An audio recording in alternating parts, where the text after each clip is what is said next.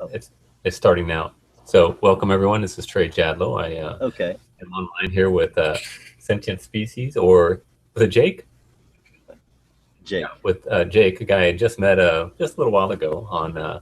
He was commenting on one of Apologetic Radio's, I think, posts on G Plus, and I asked him if he would be willing to engage, and he said sure. And so he asked me to pick a topic, and I picked my favorite one, the existence of God, and he was so kind to oblige and come on here. And we haven't spoken before we came on, so anyway, it's nice to meet you, Jake, and welcome. All right. Well met. Hey, it's thank you for having me on. It's a pleasure. Okay, can you tell me just a couple of things about? Well, let me tell you about myself. I'm a dental technician. I live in the Kansas City area in the United States, and I'm a born again Christian of a Calvinistic type of persuasion, and I enjoy talking about. I like talking about philosophical issues. Issues regarding ultimacy are fascinating to me, and so I like to engage people on that. So that's why I'm here.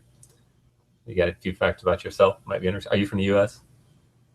Yes, I'm from the U.S. I'm from North Carolina, Okay. and right now I'm just currently living in Florida. Mm-hmm. Um, a few things about me: I'm an atheist or agnostic atheist. Like I'm a methodological naturalist. Nothing else really besides us and nature, and just matter inside of the universe that's contingent upon time. I use the scientific method to really see and demonstrate uh, whatever kind of evidence that we see and are able to observe in the world. And I mean, so far that's what's gotten me the farthest as far as searching for as many true things and as few false things as possible. So I mean, yeah, I mean that's essentially it. Okay. Well, cool. I, Um, I was Go ahead. I was born a Christian. I was a Christian for like 12 to 15 years. I mean, I really just started thinking about it at a later age. I doubted it more and more. My mother actually brought me into the whole philosophical question of whether or not God did exist. She just posed the question to me: what if he really isn't there? What if take it from an agnostic approach? And I kind of did. I went through a phase of spiritualism after that, and found it to be really ungrounded and not very much evidence supporting it either, or any other kind of pseudoscientific claim. And from then on, I've just become more and more strict and more, evidence requiring about what I see and what I find in this universe. Okay. Cool. So when you talk about evidence, are you saying you're only willing to accept that which is empirically verifiable? Yes, be it from any sort of way of getting that information, like a spectrometer hooked to a telescope would tell you the composition, or we would be able to see based on what we're able to observe. And I mean, that's how we kind of found out about, cells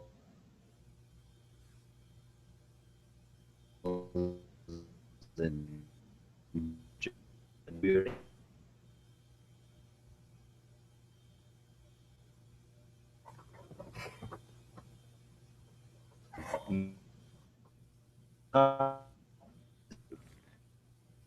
something at least.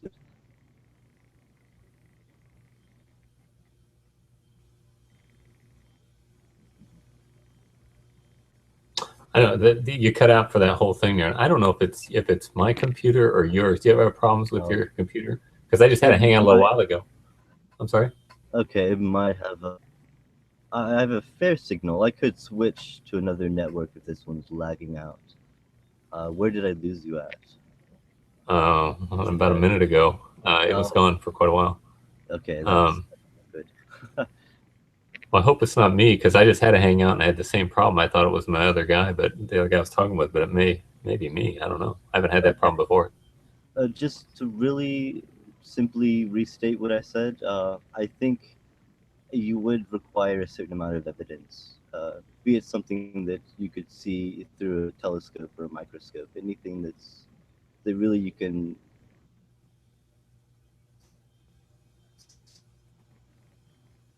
I think that would determine what is evidence. Okay, you're still cutting out. I hope it's not me, but so you're saying that the only truth is that which is empirically verifiable. Is that what you're saying? Uh, Roughly, yes. Okay. How do you empirically verify the principle that empirical verification is the only truth? Because if you make another claim, you really can't. It would be a negative. You can't support a negative. You can't make a claim about something that you can't see or you don't have evidence of. It would Yeah, be but, a little bit. You'd yeah. have to make a stretch. You'd have to make like presuppositions. Okay, you didn't understand what I asked you. I said, how do you verify the principle that says only empirical verification is true? How do you apply that an empirical test to see if that is true? Because you can cross-examine it with other by other methods and other ways. I mean, if you had evidence of, a certain specific kind of bird, and you would say, hey, I think it's the only kind of bird and the only kind of bird's beak that you would see on this species. But if you go over and you look at other species of that bird and it changes its natural habitat, you'd be able to understand that its beak does change based on what it eats. Okay, You but you're are but able to you're able to discern what's objectively true because it's not the only form of truth. There are other objective things that you can compare it to and cross confirm it with to be able to prove it, more or less. okay, but I'm asking how is it that the principle itself is not physical? Do you agree with that? What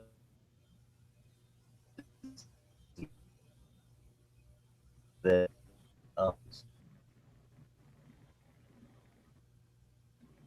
since you're saying not be true, I'm it's like it doesn't have to be physical. I'm sorry, you cut out again. What did you say? I was asking you if evidence had to be physical, if that's what you're asking. How do we know if physical? Yes, yes. I turned down my bandwidth. I'm kind of blurry there, but I'm hoping maybe that'll help deal with this difficulty we're having Okay. in communicating.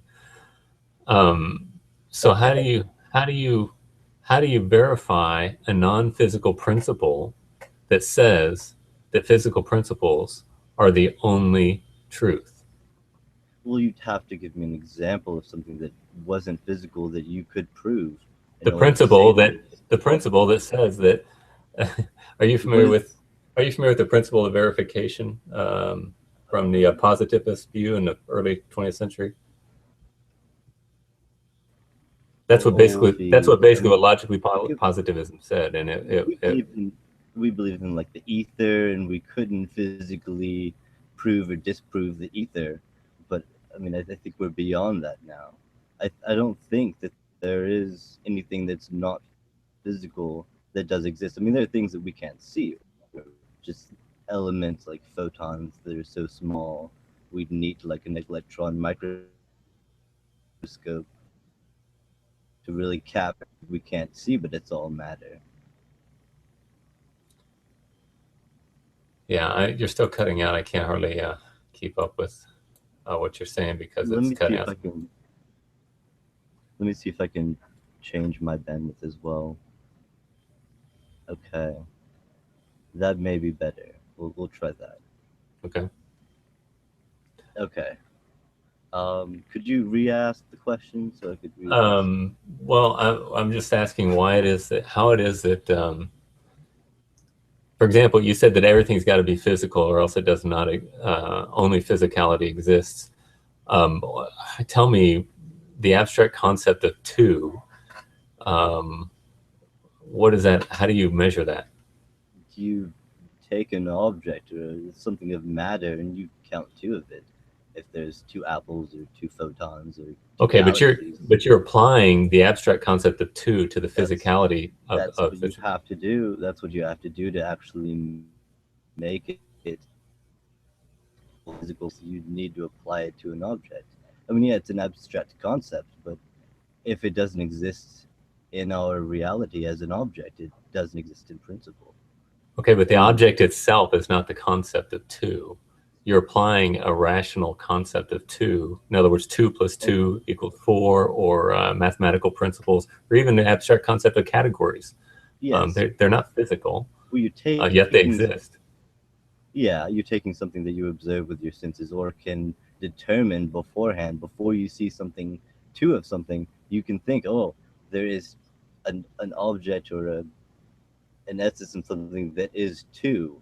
Yeah, you can't. I mean, it's something that you can't demonstrate, but it's something that you're cognitively processing before you see two of something or before even That's right. two is even a thing.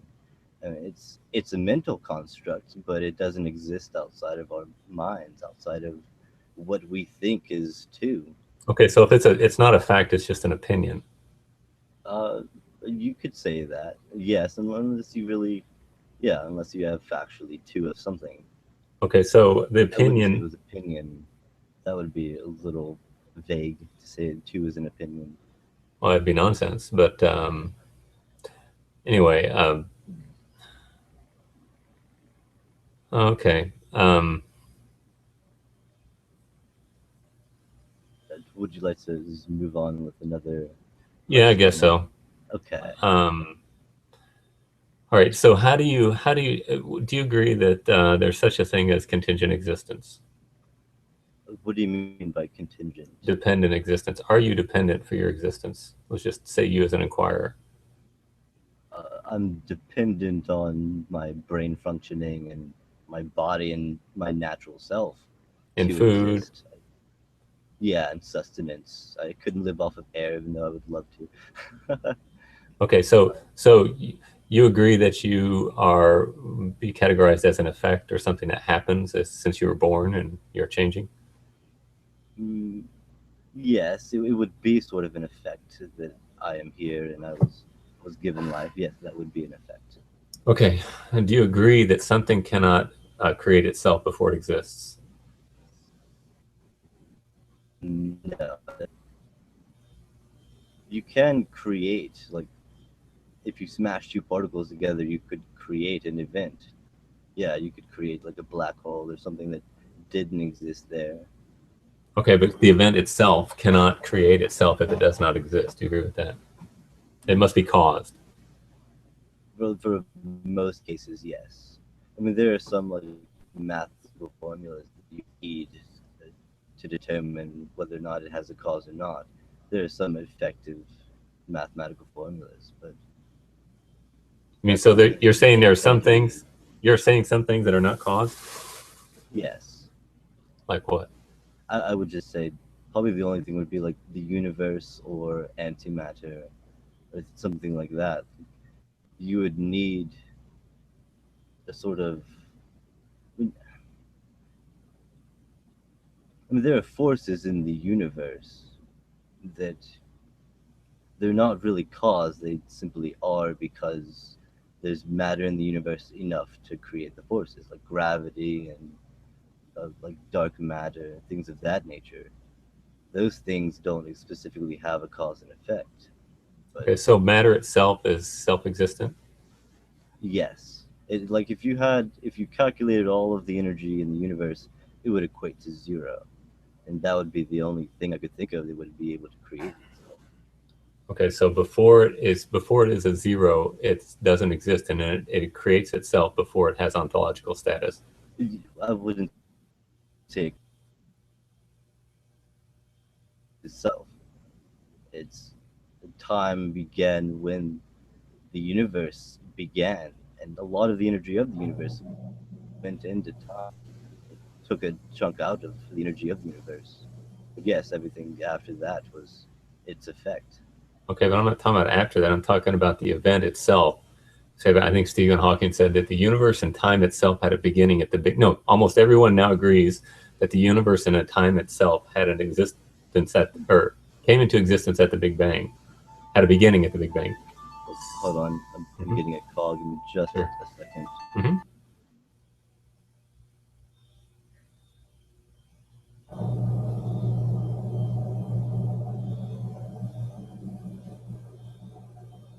Shall I sing? tell a joke.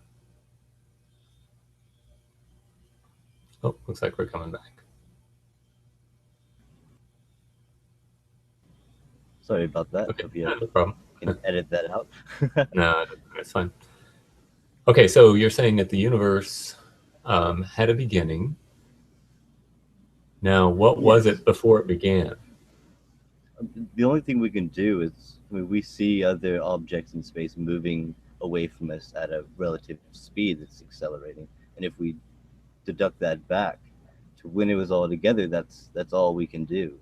If we can trace like particles and elements back to like a tenth of a second after the Big Bang, but we can't go before them because time doesn't exist for these elements to expand and explode and create, you know, Right, because time is high mass stars and solar systems from those mass stars. right because time is understood from our perspective as we observe matter related to motion, right? Yes. Okay, Yeah. so It's all a processing of time. But I mean, to us, I mean, the seconds of time, it goes by periodic state. But the length of the universe being like 13.7 billion years old, I mean, our lifetimes and our time spans are just really insignificant in comparison. So I mean, time to us is much a little bit different than the whole time of the universe. so are you positing then at the beginning of the universe, at the Big Bang, there was absolutely nothing and then something at the same time in the same relationship? Yeah, but I mean, it was yes. I'm sorry, say it again. Yeah, there was. I mean, there's more than nothing. You have small elements, particles in the universe popping in and out of existence all the time. It's a quantum physics phenomenon that, yeah, it happens quite often. You see little photons and little particles popping in and out of existence. The things on quantum scale just they behave by their own laws of physics. Okay, so they exist before they exist and then make themselves before they are. Yes, they do things like that and crazy things, whether or not we observe them. Okay, are you familiar with the principle of explosion? Explosion, that's Principle of not explosion. necessarily. It says that once you Okay. deny the law of non-contradiction, at that moment, the exact opposite of whatever it is that you assert is also true at the same time. Once we say something is irrational, it becomes irrational. Well, all of these are in their own probability, more or less likely. I mean, my hypothesis or my theory is just the most probable that we've come up with based on our evidence of galaxies moving away from Well, us. it's not probable at all because it's nonsense. You cannot be illogical and make an assumption or come up with a scientific model that is irrational. Otherwise, the opposite of what you're saying is also true. Well, So, let me although we give you. see, well, let me hold on. Let me finish. So, Okay. when you observe electrons apparently disappearing and reappearing simultaneously at the subatomic level, we certainly don't understand it, and it looks rather bizarre, and we don't have any models to follow it. But to say that it's creating itself before it exists is nonsense. And just, we need to do more science on it. But you don't want to say that it's irrational, because once it's irrational, then all inquiry is off. Well, I mean, it behaves by its own natural law and its own principles. I mean, it's not itself rational. Let me give you a theory, then you can see using evidence that it is true or false. I Okay. could give you a theory that the Big Bang, for example, after it happened, Mm-hmm. you have these high mass stars, and eventually a lot of high mass stars they go supernova, and Mm-hmm. they're all the elements of the periodic table within them. They get hotter, they condense, they form other elements, deeper elements with heavier elements with more like a higher atomic number. And when these planets erupt and explode and go supernova at the end of their lifespans, those create a second generation of solar systems. This we've been able to observe and determine in our universe. So this is the most likely, most rational cause of our own solar system. And the star that we orbit around is just another one of these bits of stardust that's congealed and collected enough energy and mass to turn into a plasmic state and have orbiting planets. It's another natural process that we're able to observe. So I mean, thinking that that's irrational. Things like quarks and leptons, subatomic particles, maybe not electrons and photons because they're actually molecules, and we're able to study and do different mathematical formulas with these molecules being chemistry. We're able to do things with them, but they're not completely irrational or anything. Well, I think it's all of it is rational. Everything is rational. Once you say that something is irrational, then you've just left the realm of inquiry. Yeah, Now, it doesn't mean we may not understand it. I mean, maybe some, again, quantum mechanics is something that we don't even begin to understand. We have actually learned quite a lot about quantum mechanics. We understand. You could go through wiki page articles about different repeatable testable experiments that we use using quantum elements. We're Sure. able to use it like we use like other mathematical models. So we know a good bit about.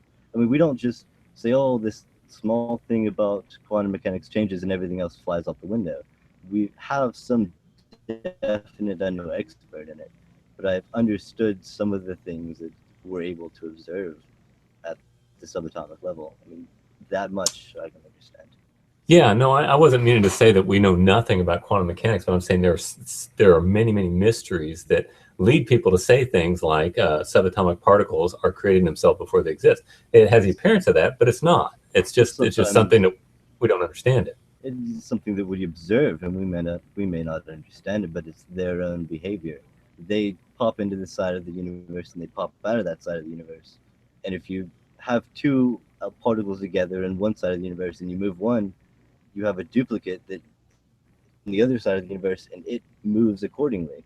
Like you could do these strange things How with do you know it's the same particle? Do you have a collar on it or something? you have a mathematical formula that's Okay, yeah, based it's on what it conjecture, right? represents. You don't know Yes. it for sure. Well, you do because you can test your mathematical formulas to test whether or not this is a particle or an actual event. So we're able to understand it from that level, but that's why we need the Large Hadron Collider to smash together these elements and see what make them up. And we're branching off whole new fields of science based off of our findings of these observable lab experiments in CERN and the LHC. Yeah. Okay. All right. Well, so my premise is that things that happen are dependent, or that which is contingent or dependent for its existence cannot exist without that upon which it depends for existence. In a lot of cases, yes. Yeah, like the painter's argument.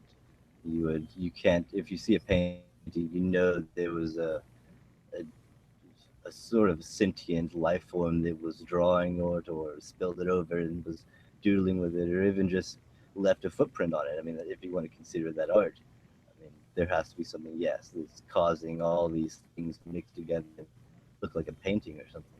Well, yeah, Something that's kind of a teleological argument, but I'm just saying the very fact that something changes demonstrates that it is contingent. Now, contingent means dependent for its existence. Either it could be or it could not be.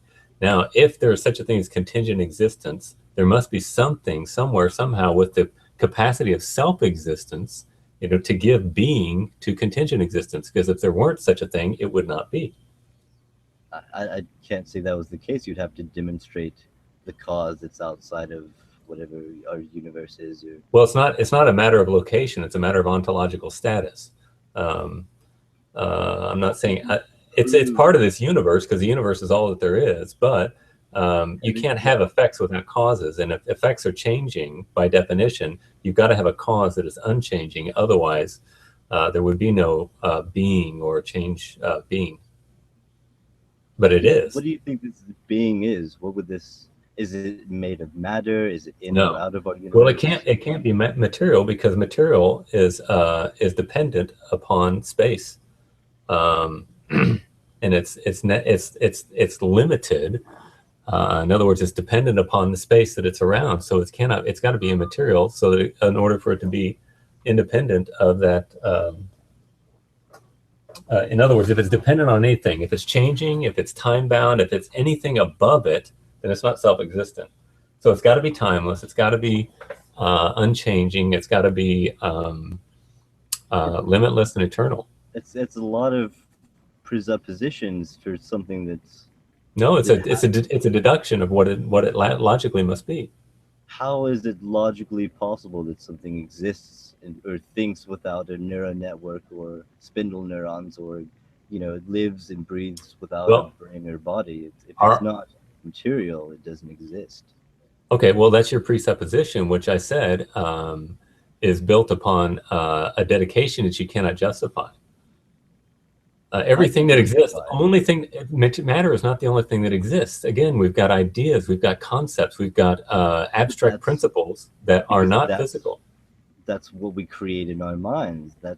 It's something that's okay, but logic is not conventional, because we all have the same experience, exactly the same. We're not making it up. It just exists, and we apprehend it, right? Yes. Okay, so you've got this reality that is immaterial, that is governing the universe. I don't see any immaterial anything governing the universe. It doesn't mathematics. So if you built a house on the principle of 2 + 2 = 6, I would have to build a house based off of materials that would be able to strong enough and to withstand gravity, and you need something physical to create something physical. Yes, but you must have the material, or the formal principle of that, the thing that gives you the idea of how to do it, must correspond to abstract mathematical principles. Do you agree with that? No, it would only exist in the minds of us humans then, because no other animals have really the capability to construct a house. It's just, well, we are the only creatures that can access. I'm sorry, go ahead. Because we're the only creatures that have large enough brains to conceive of a house before we build it.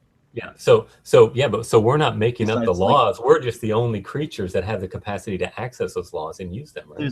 There are some burrowing mammals. We have otters. There are things that are conscious and living and intelligent enough to construct their inhabitable environments. I was a little wrong there. We're not the only species. Like, there's like an elephant in Africa, and it can paint with its trunk, and it enjoys it, and it plays with a small ball, a young elephant, and it's this adolescent mind is conscious thinking, and I can demonstrate it to be real and exist.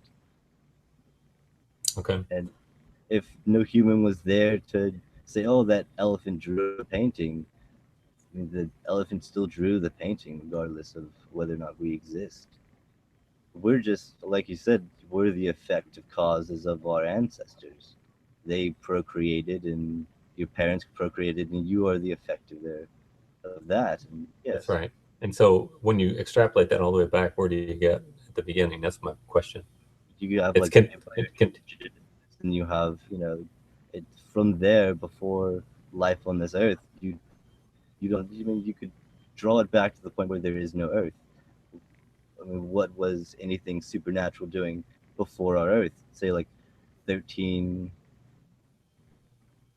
little 12 billion years ago, before the earth was created. What was going on? The planets were still forming, solar systems of our generation in this sort of old universe were still forming. There was no painter, there was no concepts of two, there was none of this. So where did it come from? It came from our brains. Oh, so our brains purposed themselves before they existed. Our to be purposive.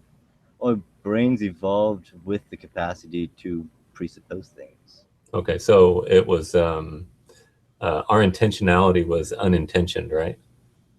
Yes, we didn't probably expect ourselves to have rising civilizations while we're still like hominids in the plains of Africa. And I don't think. I mean, we're probably drawing paintings and things like that. But nothing as far as our level of construction today. Okay, so you have a succession of moments in time, and Yes. at some moment in time, you have the same time, you have unintentionality, and then you have intentionality beginning. How did unintentionality give rise to intentionality?